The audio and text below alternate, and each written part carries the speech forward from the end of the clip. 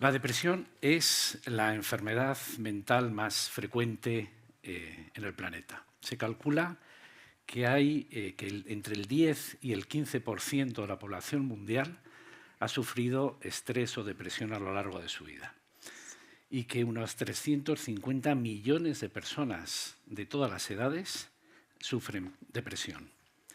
800.000 de ellas se suicidan cada año. Además, el número de personas con depresión, muchas de ellas no están diagnosticadas.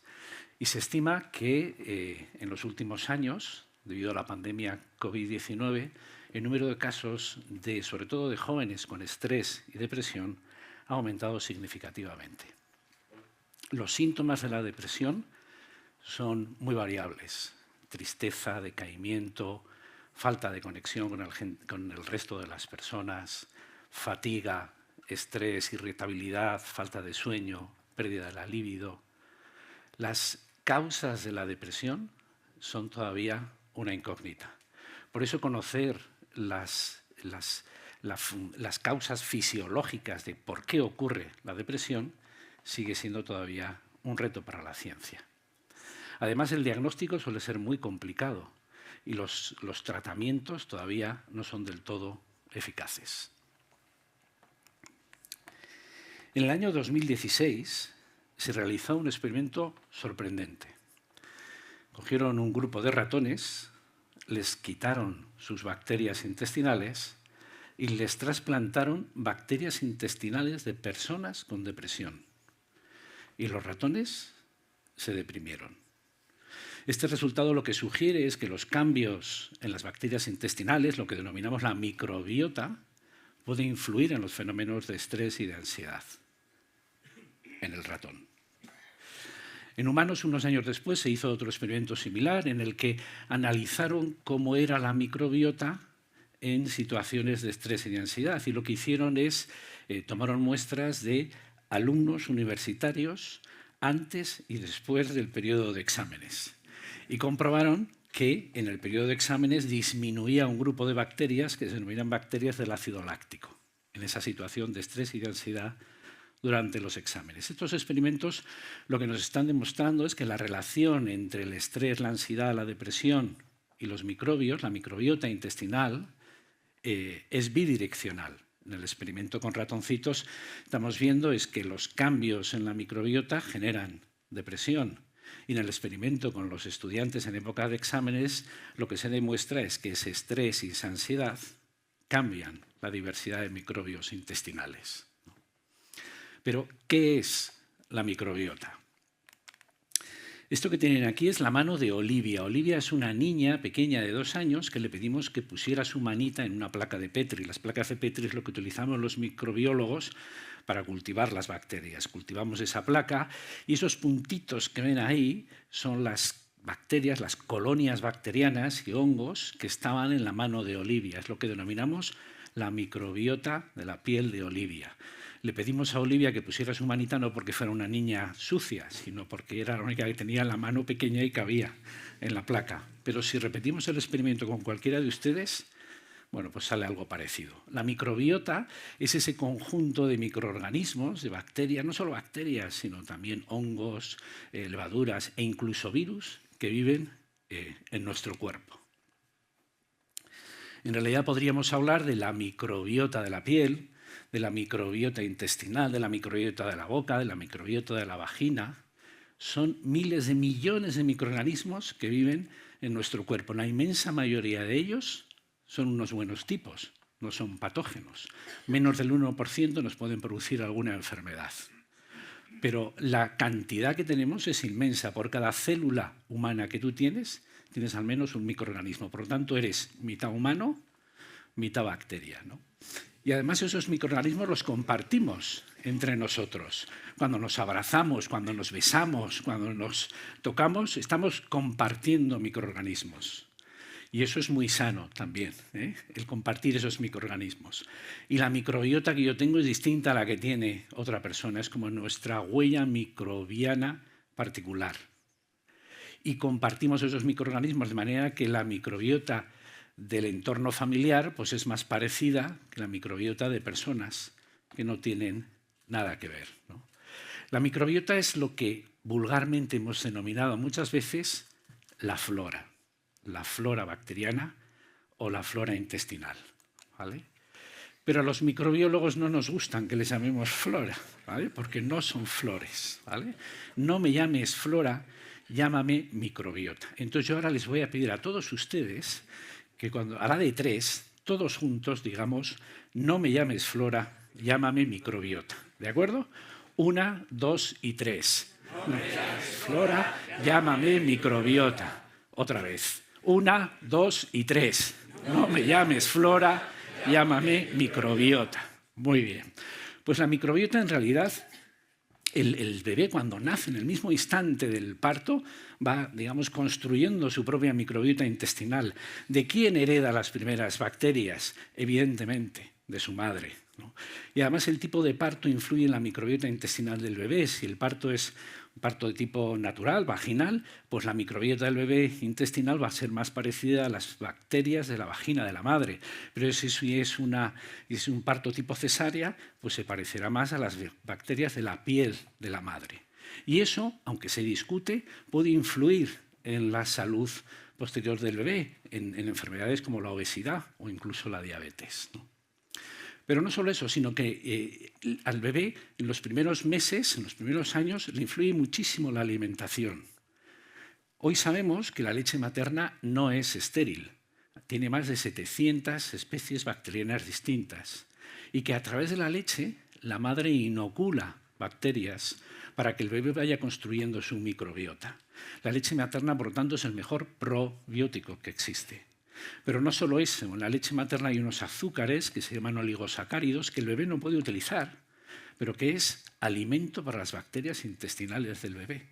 La leche materna es el mejor prebiótico que existe. Esas alimentaciones, esa construcción de la microbiota en los primeros meses puede influir en la salud del bebé, incluso en aspectos neuronales y cerebrales, del desarrollo cerebral del bebé. Pero nuestra microbiota cambia a lo largo de la vida. No es la misma cuando somos jóvenes que cuando somos adultos. Cambia con la edad, cambia con el sexo, cambia con la alimentación, con los fármacos que tomes, si tomas antibióticos. Va cambiando a lo largo de nuestra vida. Nuestra microbiota, al final, tenemos que entender que nosotros somos como un ecosistema con millones de interacciones entre nuestras células y las bacterias. Y cuando ese ecosistema está en equilibrio, eso es síntoma de salud. Pero cuando ese ecosistema se desequilibra, se altera por alguna razón, enfermedad, antibióticos, etc., cambia la diversidad de microorganismos y se produce lo que se denomina una disbiosis. Esa disbiosis, cambio en el número y diversidad de microorganismos, se asocia con más de 300 enfermedades distintas, desde la obesidad, la diabetes, enfermedades metabólicas, enfermedades autoinmunes, enfermedades intestinales e incluso enfermedades mentales. El problema es que no sabemos si es causa o efecto. Sabemos que hay una correlación, pero no sabemos si es los cambios en la microbiota lo que generan la enfermedad o es la enfermedad la que causa la disfunción en la microbiota intestinal. ¿Cómo se comunica la microbiota y el intestino con el cerebro? Algunos dicen que el cerebro es que el intestino es nuestro segundo cerebro. Y es verdad que hay personas que piensan con las tripas, ¿verdad? Pero no es nuestro segundo cerebro. Sería nuestro segundo cerebro si fuéramos un gusano, ¿vale? Podríamos decir que es un mini cerebro. Pero lo que sí es verdad es que hay una comunicación entre nuestro intestino y el cerebro. Es lo que se llama el eje intestino, microbiota, cerebro. Y que a través, por ejemplo, del nervio vago, que es un nervio que conecta directamente el cerebro con el intestino, es una vía bidireccional, es una auténtica autopista por donde pasa la comunicación entre el intestino y el cerebro. Pero no solo eso. Nuestras bacterias intestinales producen también neurotransmisores. El 90% de la serotonina se produce a nivel intestinal y también la dopamina, neurotransmisores que están relacionados con el bienestar, con el estrés, con la ansiedad, con la felicidad, etc. Pero también los microbios intestinales producen otro tipo de compuestos que afectan a la permeabilidad intestinal, a la permeabilidad de la barrera hematoencefálica y sobre todo que producen inflamación. Y una inflamación constante y crónica puede producir una inflamación intestinal, pero también neuroinflamación, ¿no? De manera que cuando se produce lo que hemos denominado esa disbiosis, cambian los microbios intestinales, cambia su diversidad, disminuye la capa de moco en el intestino, se altera la permeabilidad intestinal, pasan bacterias y sustancias tóxicas y eso es lo que acaba produciendo esa neuroinflamación. Aumentan algunas bacterias, disminuyen otras y esa neuroinflamación es la que está relacionada con enfermedades mentales como es la depresión, el Parkinson, el Alzheimer, el autismo, que se han relacionado con cambios en la microbiota intestinal.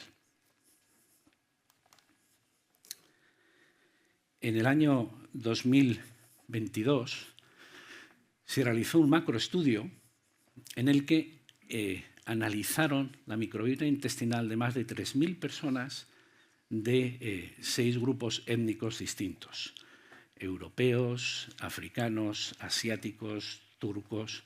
Por el número de muestras y la heterogeneidad de las mismas, probablemente sea el trabajo más robusto y más serio que se ha hecho hasta el momento. Analizaron la microbiota intestinal de todas estas personas y las relacionaron con la calidad de vida y con la depresión. ¿Y qué encontraron? Pues que había cambios en al menos 13 grupos microbianos. En las personas con depresión aumentaron muchísimo esas bacterias que producen inflamación crónica, neuroinflamación. Y disminuyeron esa otra población de bacterias que producen neurotransmisores, serotonina, GABA, ácidos grasos de cadena corta, etc. Otros compuestos que son neuroprotectores, ¿no? Por lo tanto, se correlaciona perfectamente los cambios en la microbiota con la depresión. Insisto, no sabemos si es causa o efecto. El problema de todo esto es que todavía no sabemos cómo trasladar esto a la práctica clínica. Pero nos podríamos preguntar, oye, ¿puedo cambiar mi estilo de vida en alguna manera para tener una microbiota sana? Es decir, una microbiota numerosa y diversa, y que de esa manera prevenir esos estados de ansiedad, de estrés o de depresión. Quizá han oído hablar de esta señora, María Brañas. María Brañas falleció con 117 años. Ha sido la mujer más longeva en el planeta. Y unos años antes de fallecer, ella dijo, a los científicos dijo, oye, tenéis que estudiarme, ¿vale? Porque tengo 117 años y además soy feliz, ¿no? Y efectivamente, el año pasado publicaron un artículo en el que analizaron el genoma de María Brañas, sus proteínas, su sistema inmune y también su microbiota. Compararon su microbiota intestinal con la de más de 400 personas, hombres y mujeres, de más de 60 años, todos ellos sanos. ¿Y qué encontraron? Pues que la microbiota de María Brañas era una microbiota rejuvenecida, era una microbiota más de una persona joven que de una persona de más de 100 años, ¿no? En la que había bacterias como Bifidobacterium, que son grandes productores de neurotransmisores, y disminuían muchísimo otros géneros como Clostridium, que son bacterias que producen inflamación. Tenía una microbiota antiinflamatoria. María Brañas decía que era feliz y decía que ella tomaba 3 yogures al día, ¿vale? Además de una marca concreta que se acabó inmediatamente en el mercado, ¿vale? Nos podemos preguntar, oye, si tomo 3 yogures al día, ¿podré vivir 117 años y ser tan feliz como María Brañas? María Brañas tenía una genética particular, ¿vale? Y la genética son las cartas que tú tienes, pero el cómo juegues la partida, eso es tu estilo de vida. María Brañas, además, tenía un estilo de vida determinado, llevaba una alimentación sana, no solo con yogures, evidentemente, hacía ejercicio, evitaba los tóxicos. De manera que al final, porque tomes muchos yogures, no vas a vivir más, ni vas a ser más feliz. Porque además, tu cuerpo guarda memoria de todo lo que te has fumado y te has bebido hasta ahora. No lo olvides. Pero sí es verdad que un estilo de vida y una alimentación adecuada mejora tu microbiota, una microbiota más numerosa y más diversa. A la microbiota lo que le gusta son la fibra, los polifenoles. ¿Los polifenoles qué son? Son los compuestos que le dan color a la fruta y a las verduras, ¿vale? No me politicen todo lo que digo, ¿vale? Pero a la microbiota le gusta la fruta, ¿vale? Bien, a la microbiota le gusta la fibra, le gustan los polifenoles y le gustan los fermentos naturales, ¿vale? La microbiota prefiere las proteínas vegetales que las proteínas animales. Y la microbiota lo que no le gusta nada es los ultraprocesados, el exceso de azúcar, el exceso de sal y los tóxicos, el tabaco y el alcohol, ¿no? De manera que una dieta rica en frutas, verduras, cereales no ultraprocesados, frutos secos, aceite de oliva, yogures, kefir, fermentos, y en los que evitemos sobre todo los alimentos ultraprocesados, eso genera una microbiota sana, diversa y feliz, ¿no? ¿Eso qué es? La dieta mediterránea. La dieta mediterránea no solo son los alimentos, sino la manera en la que los cocinamos, ¿no? Y yo diría más, la dieta mediterránea es un estilo de vida. Uno no puede hacer dieta mediterránea uno solo. La dieta mediterránea es comer en grupo, en familia, con amigos. Ese estilo de vida, sabemos, la dieta mediterránea, ese estilo de vida, sabemos que es saludable. Y se ha demostrado que reduce el estrés, la ansiedad y la depresión. Y lo que estamos viendo es que todo está conectado.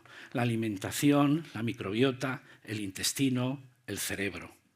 Si cuidas a través de la dieta mediterránea tu microbiota será feliz, tu cerebro será feliz y tú serás más feliz. Si tu microbiota es feliz, tú también serás feliz. Así que el mensaje es, cuiden la microbiota. Muchas gracias.